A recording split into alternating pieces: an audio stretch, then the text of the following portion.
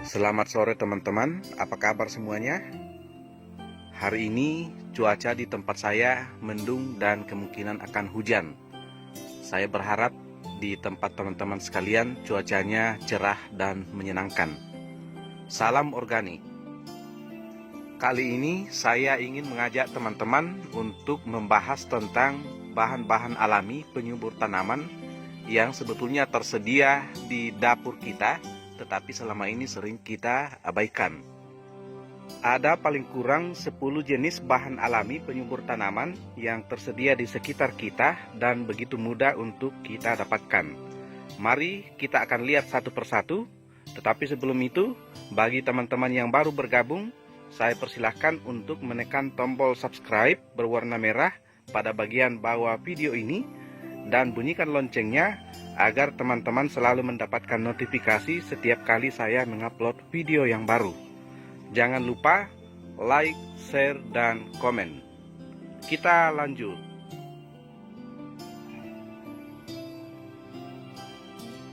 Nah, inilah yang pertama, ampas kopi. Tentu saja ampas kopi ini sering dibuang-buang dan sering diabaikan oleh teman-teman sekalian karena dianggap sudah tidak berguna lagi. Padahal ampas kopi ini mengandung unsur hara fosfor, kalium, magnesium, dan cuprum atau tembaga yang sangat berguna untuk pertumbuhan tanaman. Selain itu, ampas kopi ini juga jika diberikan pada tanaman dapat mencegah pertumbuhan jamur patogen, sehingga dengan demikian tanaman menjadi aman dari berbagai penyakit yang disebabkan oleh jamur. Ini adalah ampas kopi yang saya sudah kumpulkan selama beberapa hari teman-teman. Oke, kita lihat yang kedua. Nah, inilah yang kedua, yaitu ampas teh. Ini ampas teh, setelah kita pakai biasanya kita buang. Padahal ampas teh ini masih sangat berguna, dapat kita aplikasikan sebagai pupuk untuk penyubur tanaman. Ampas teh ini mengandung karbon organik, cuprum atau tembaga, magnesium, dan kalsium. Selain itu, ampas teh ini jika diberikan pada tanaman juga dapat merangsang pertumbuhan akar, batang, dan daun. Selain itu juga dapat berfungsi sebagai antioksidan pada tanaman untuk mencegah berbagai macam penyakit akibat radikal bebas. Bahan alami yang ketiga adalah ampas kelapa. Ampas kelapa ini selain dapat dijadikan sebagai pakan alternatif untuk ternak peliharaan, juga dapat dijadikan sebagai penyubur tanaman. Ampas kelapa mengandung protein kasar dan lemak kasar dalam jumlah yang cukup tinggi. Selain itu, fungsi dari ampas kelapa ini adalah untuk mengatasi tanaman yang mogok berbunga atau berbuah, karena sering terjadi tanaman yang dipindahkan yang tadinya rajin berbunga setelah dipindahkan atau dibawa dari tempat jauh jadi mogok untuk mengeluarkan bunga dan buah. Nah, ampas kelapa inilah yang dapat kita jadikan sebagai bahan penyubur untuk mengatasi mogok berbunga dan berbuah pada tanaman kita. Nah, ini adalah bahan alami yang keempat, cangkang telur.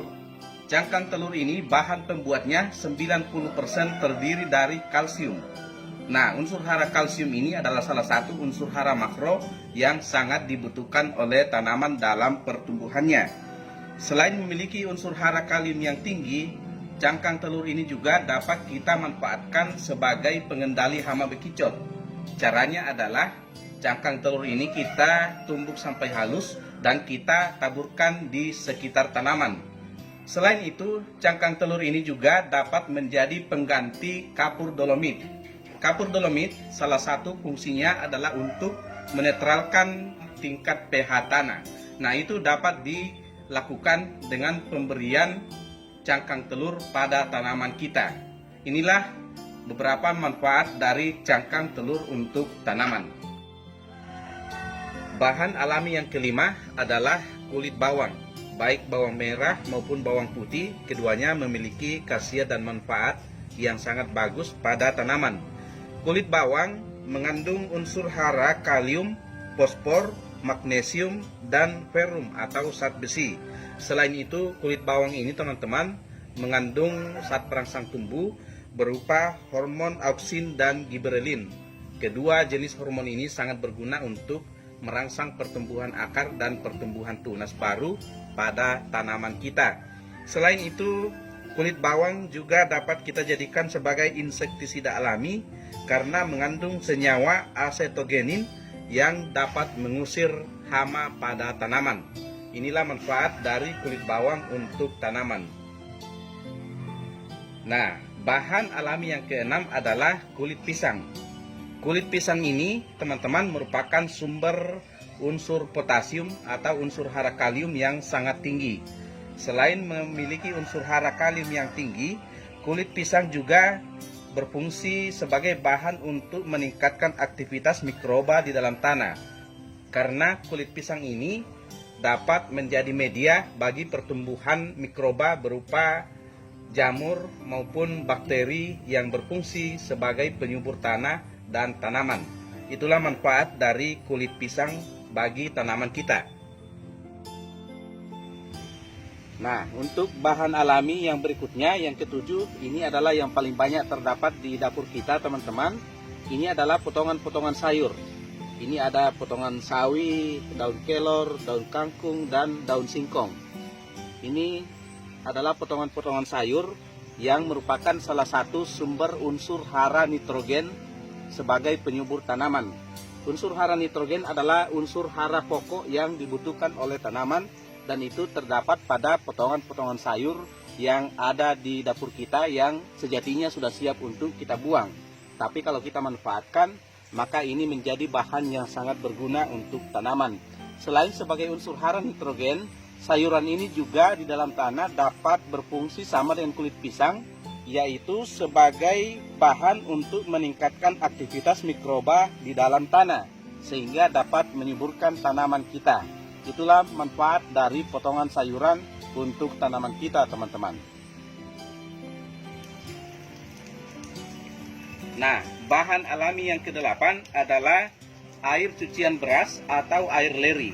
Air cucian beras ini juga merupakan bahan yang sangat mudah kita dapatkan karena setiap hari kita hasilkan di dapur kita. Air cucian beras merupakan sumber karbohidrat, vitamin B, berbagai mineral dan protein yang dibutuhkan oleh tanaman. Air cucian beras juga dapat berfungsi untuk mendukung kerja hormon pertumbuhan seperti auksin, sitokinin, dan giberelin pada pertumbuhan tanaman.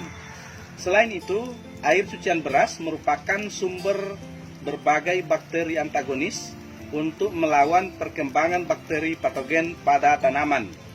Air cucian beras juga mengandung berbagai unsur hara makro dan mikro dalam kadar tertentu. Itulah sebabnya air cucian beras merupakan salah satu bahan utama pembuat pupuk organik cair bagi petani organik. Bahan alami yang kesembilan adalah nasi sisa atau nasi basi. Inilah salah satu bahan yang sangat penting dalam dunia pertanian, khususnya pertanian organik, tapi sering kita abaikan.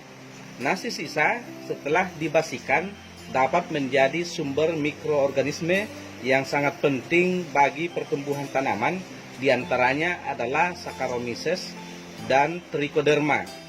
Selain itu, nasi sisa dapat juga kita olah untuk kita jadikan sebagai pestisida alami untuk mengusir hama jenis tertentu. Itulah manfaat dari nasi basi untuk dunia pertanian organik.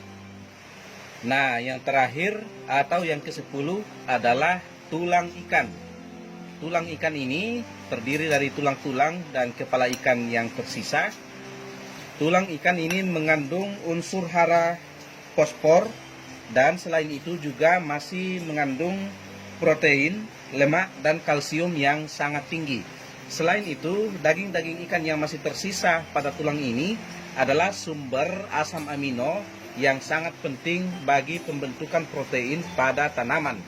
Tulang ikan ini dapat kita olah menjadi pupuk organik cair maupun pupuk kompos yang sangat berguna bagi pertumbuhan tanaman kita.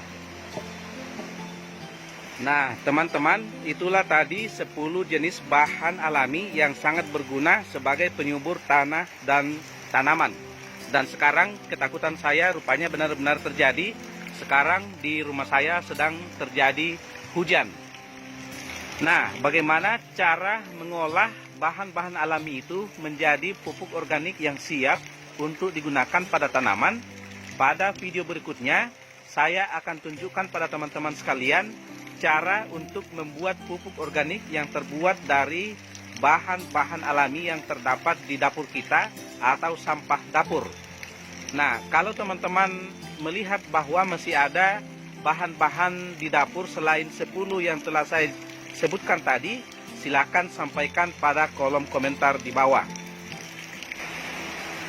Itulah informasi yang dapat saya sampaikan kali ini, teman-teman. Semoga bermanfaat untuk teman-teman sekalian. Salam organik.